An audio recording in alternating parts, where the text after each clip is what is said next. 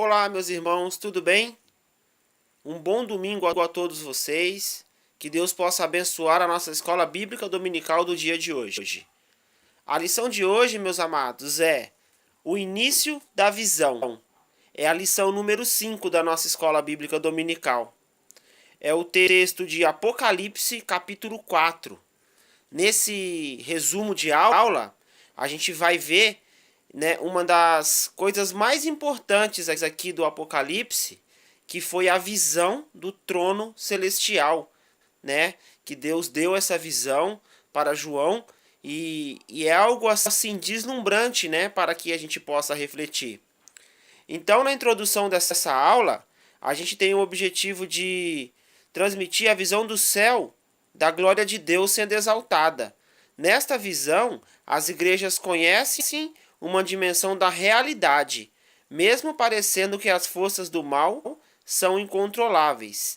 Deus, irmãos, ele reina soberano, né? Se o mundo, a gente pudesse falar que ele tivesse uma torre de controle, essa torre de controle está nas mãos de Deus. Deus controla tudo, Deus controla todos.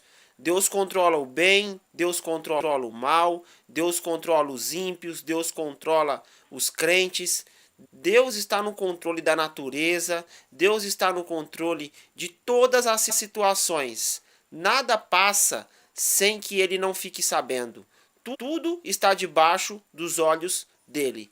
E aqui nesse texto, nós vemos aqui que em Apocalipse 4:1, que João viu uma porta aberta no céu.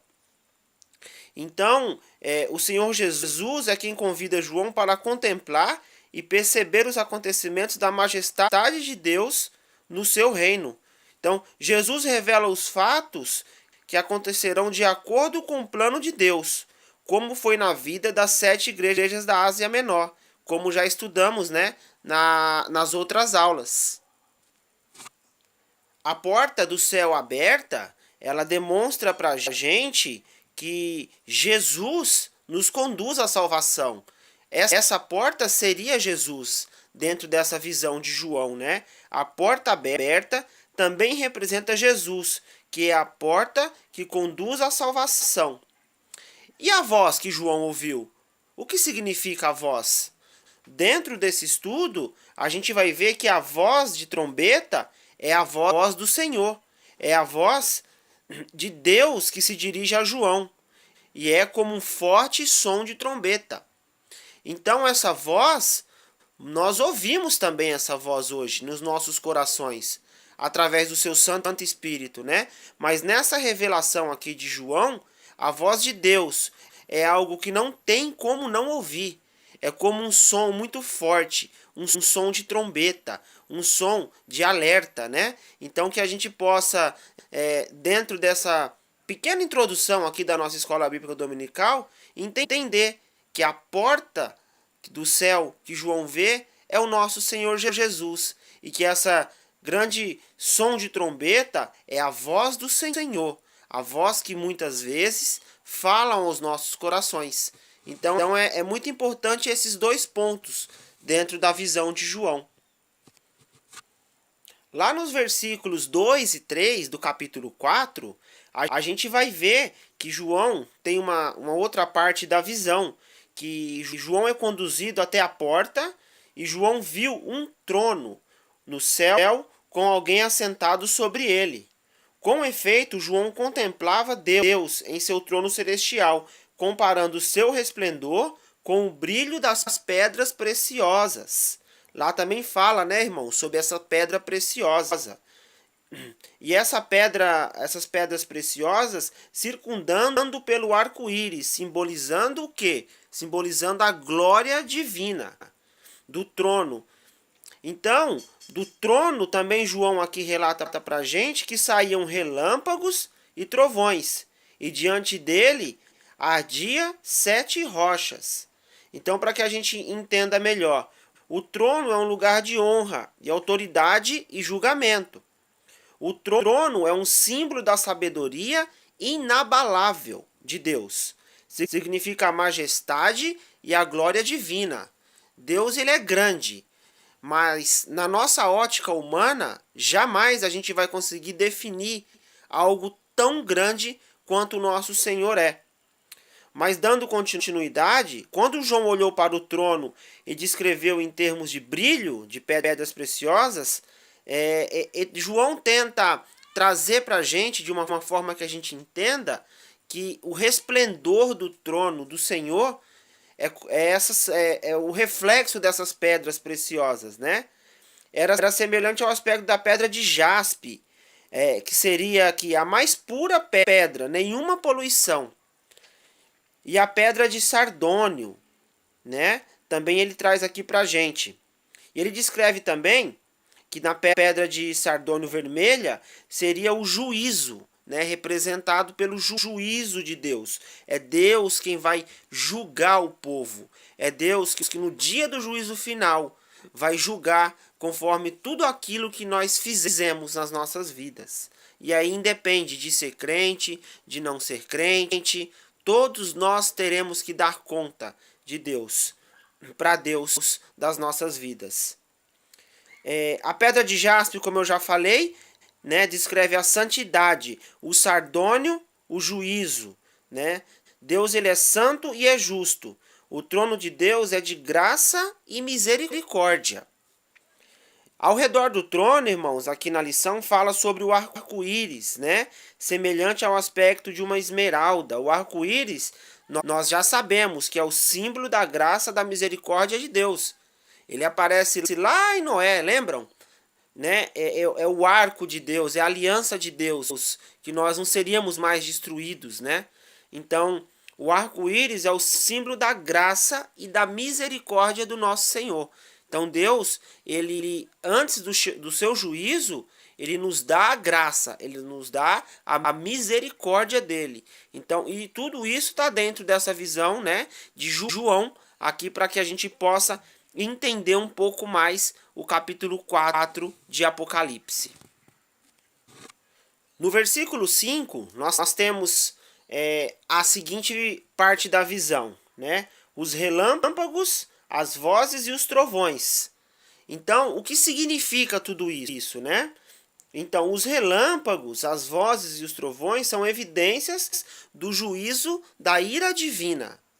Ou seja, da ira do Senhor. A graça vem antes do juízo. E por isso que ela é simbolizada pelo arco-íris. Então, na primeira vinda, Jesus veio em graça. Jesus, lembram que ele falava que ele não veio para condenar o mundo, mas ele veio para salvar o mundo, né? Então, na primeira vinda, Jesus veio em graça, mas na segunda vinda, que é essa que estamos esperando, ele virá em juízo. Então, dessa vez, ele virá para julgar o mundo, não mais pela graça, mas sim pelo juízo do nosso Senhor Deus. O trono de Deus é um trono de santidade, também, né, é tratado dentro dessa visão. É o trono que tem pra gente como transparência, né? Fala assim, ó, representado pelo mar de vidro, ou seja, o trono de Deus é transparente como vidro. Tudo é limpo. No trono de Deus não há nada a esconder. No céu não entra nada contaminado, porque Deus é santo. Para contemplar a majestade e aproximar-se do Senhor é necessário reverência e um espírito santificado que reconhece a glória de Deus nas nossas vidas. Então, as coisas de Deus, irmãos, são transparentes, são limpas. No céu não entra pecado. Nem pecadinho, nem pecadão. Não entra pecado de forma nenhuma. Portanto, que enquanto estivermos aqui na terra, nós somos pecadores. Temos o pecado na nossa essência, mas lá no céu nós não teremos mais o pecado. Então, temos que ser santificados aqui nessa vida, para que possamos entrar nesse céu limpo e transparente, como diz a palavra do Senhor. Continuando dentro da visão de João, ele também trata, no versículo 5, os 7 espíritos. O número 7 aplica-se ao Espírito Santo para indicar que o seu poder e sua autoridade são totais. Nós temos um comentário lá em Isaías, depois vocês leiam, 2 e 3. A nossa revista está trazendo essa referência, tá bom? E também lá no versículo 5 fala sobre as 7 rochas, né? Que é uma referência àquelas lâmpadas portáteis que antigamente se usava, né? Que simbolizavam participação na criação e revelação do Espírito de Deus. E os 4 seres viventes que falam lá nos versículos 6 até 8. Esses 4 seres viventes falam assim na nossa revista. Ó. Semelhante à descrição do profeta Ezequiel, ao descrever o texto, né, tem olhos que mostram que podem ver muito além do que pensamos. Trata-se da referência de uma visão espiritual muito forte. E as 6 asas mostram a capacidade de voar e cobrir o próprio corpo. E tinham olhos nas asas, que é a demonstração de seres celestiais que se movem com a extrema rapidez. Então esse é o esclarecimento que fica um pouco mais próximo do nosso entendimento. Mas nossa revista traz aqui uma referência muito legal de Arthur o nome dele é Arthur Bluefield. Ele fala que os 4 seres viventes representam os evangelhos da seguinte forma: o leão mostra Jesus como um rei, lá em Mateus.